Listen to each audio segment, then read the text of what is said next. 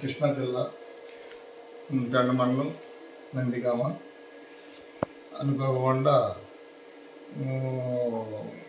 అందుకేతం ప్రమాణ స్వీకారాలు చేసాం. తాత సీతయ్యనాథన్ వెళ్ళి హైకోర్టులో కేసు ఎత్తుకొచ్చాడు, ఆగిపోయాం.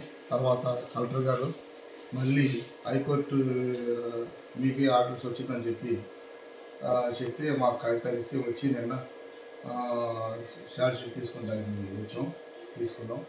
కనుక ఈ ఏరన్న రిపేర్లు సైడ్ బోధులు కానీ పంచాయతీకి సంబంధించి దేనికైనా సరే మంచిగా చేయాలని నిర్ణయించుకున్నాను. మరి ఫిల్టర్ బెడ్లు సరిగా లేవుండి, వాటర్ స్కీమ్ చూస్తున్నారా? చూసి చేస్తాం. మరి సచివాలయం ఆగిపోయింది, మరి చేస్తున్నారా?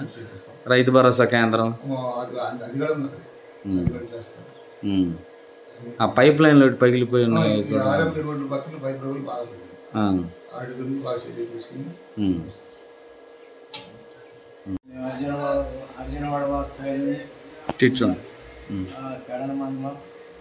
మరి మా నందిగామ పంచాయతీలో అరిబాబు అనే ఆయనకి చాలా కాలం నుండి 4 సంవత్సరాల నుండి సర్పంచ్ పదవి ఆగిపోయింది.